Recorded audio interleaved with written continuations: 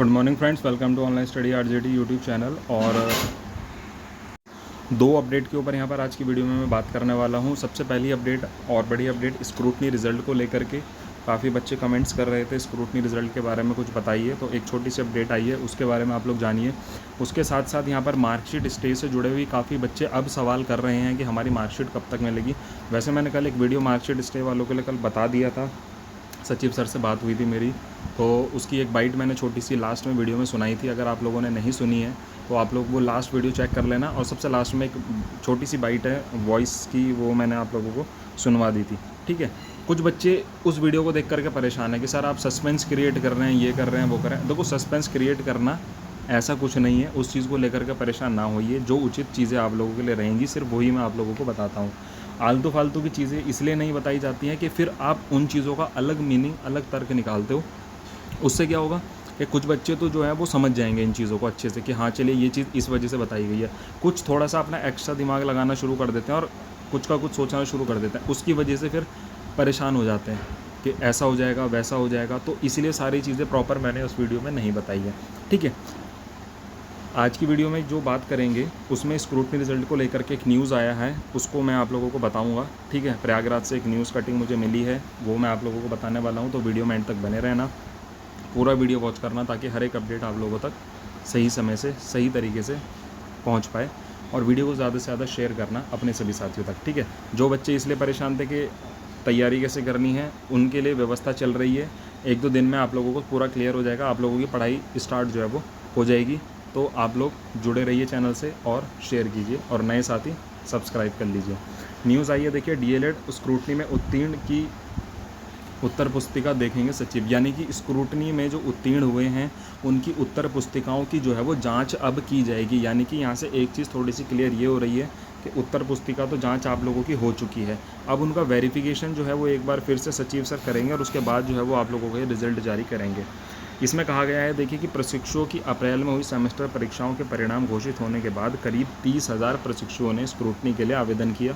यानी कि जो अप्रैल में परीक्षाएं हुई थी, ठीक है, अप्रैल में जो मतलब परिणाम घोषित हुआ था आप लोगों की, दिसंबर वाली परीक्षा की बात ये हो रही है।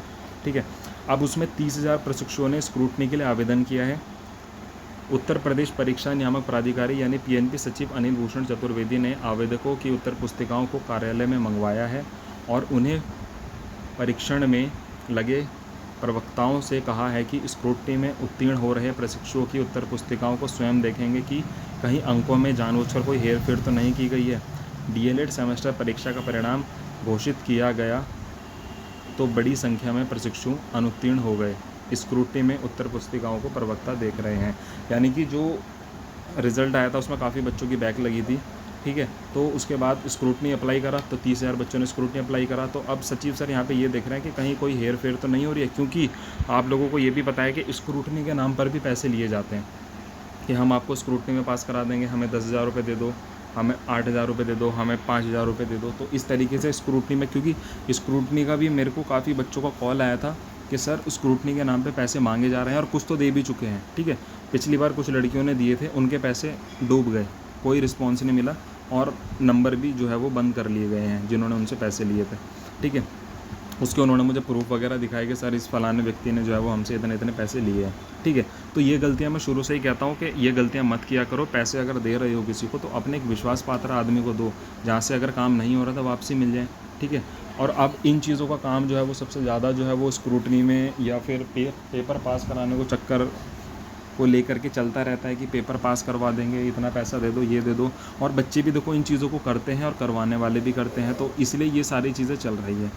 अब ये बातें सचिव सर के संज्ञान में हैं, तो वो अब कह रहे हैं कि इनकी वो जांच करेंगे कि कहीं ऐसा ना हो कि किसी ने पैसे दे करके अपना काम करवाया हुआ हो, तो इसलिए उसकी कॉपी की जांच की जाएगी कि कहीं कॉपी के अंदर कुछ किया हुआ तो नहीं है। क्योंकि भाई देखो, जिस बच्चे ने 4 नंबर 5 नंबर का पेपर अगर किया हुआ है, उसका अगर 4 नंबर 5 नंबर का पेपर सिर्फ सही है, ठीक है, 4-5 नंबर का ही पेपर अगर उसका सही है और उसको पास कर दिया गया है, यानी कि एक उसमें ये भी हो सकता है कि टीचर अपनी तरफ से कुछ क्वेश्चन कर दे और दिखा दे कि हाँ ये तो पास है।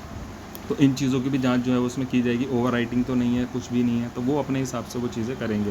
ठीक है, तो ये सारी जांच हो जाए उसके बाद ही जो है ये परिणाम जारी करेंगे। तो मुझे लगता है कि अभी ये समय लेंगे स्क्रूटनी रिजल्ट देने में, क्योंकि 30,000 बच्चों ने अप्लाई किया है उसमें से कुछ बच्चे पास हुए होंगे, और जो पास बच्चे हैं तो उनकी कॉपी देखने में समय तो लगेगा, ठीक है। भले वो सारी सब कॉपी सचिव सर ना देखें, उनकी टीम देखे, जैसा भी है, ठीक है। तो अभी परिणाम में थोड़ा सा समय तो लगने वाला है, ठीक है। तो इस चीज़ को लेकर के आप लोग परेशान होइए। दूसरी बात, मार्कशीट स्टे वाले जो बच्चे परेशान हैं कि हमारी मार्कशीट कब मिलेगी, तो कल मैंने आपको बताया था सचिव सर ने कहा है कि मार्कशीट देना और परीक्षा कराना, इस पर अभी जो है वो कमेटी पे विचार चलेगा, यानी कि जो भी इनकी टीम होगी, इनका चाहे SCRT हो या फिर PNP के अंदर जो भी स्टाफ हो, जो इन सारी चीज़ों की व्यवस्था देखता हो, या जिनकी सहमति से परीक्षाएं होती हों, जो भी काम होता हो, तो वो कह रहे थे कि उनसे सहमति लेने के बाद कि कब किस पर क्या काम करना है, उसके बाद ही जो है वो हम इस चीज़ पर कोई एक्शन लेंगे, कोई काम करेंगे, ठीक है।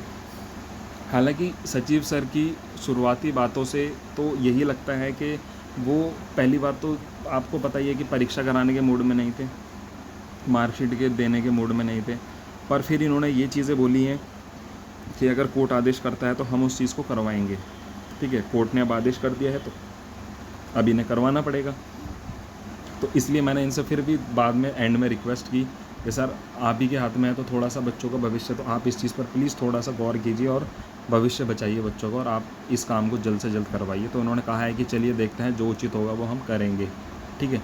ये बात कहते हुए सर ने जो है वो फ़ोन कट कर दिया था फिर, ठीक है। क्योंकि ज़्यादा बातें देखो फ़ोन पे नहीं हो पाती हैं, कि हम सामने होते तो हम और भी काफ़ी सारी चीज़ें पूछ सकते थे, काफ़ी सवाल रहते हैं, तो वो सामने से फ़ोन पे इतनी सारी चीज़ें नहीं हो पाती हैं। तो मार्कशीट को लेकर के अभी तो आप लोग देखो परेशान मत हो, और इधर उधर की बातों पे भी ध्यान अभी मत देना, क्योंकि कुछ बच्चे ये परेशान थे कि क्या सिर्फ याचियों को ही मार्कशीट मिलेंगी जिन्होंने मार्कशीट के लिए मुकदमा किया है।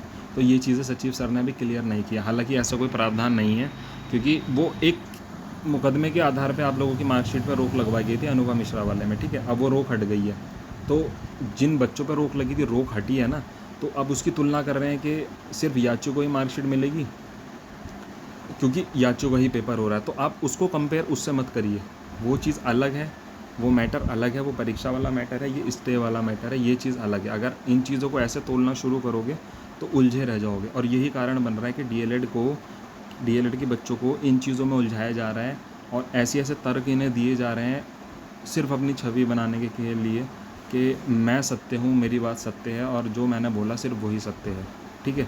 इन चीज़ों के चक्कर में बच्चे उलझ रहे हैं। तो देखो, मैं ये नहीं कहता आप मेरी बात पे यकीन करो, पर अपने थोड़ा दिमाग से जो है वो आप लोग चलना शुरू करो कि आपको क्या डिसाइड करना है, क्या करना है, ठीक है।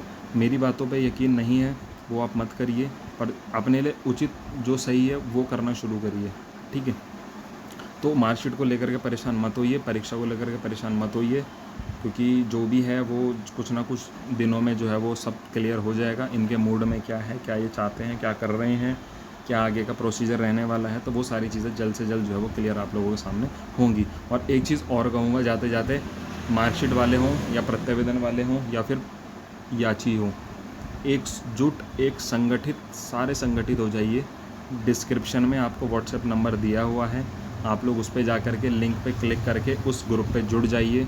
संगठित होने की बहुत ज़्यादा आवश्यकता है।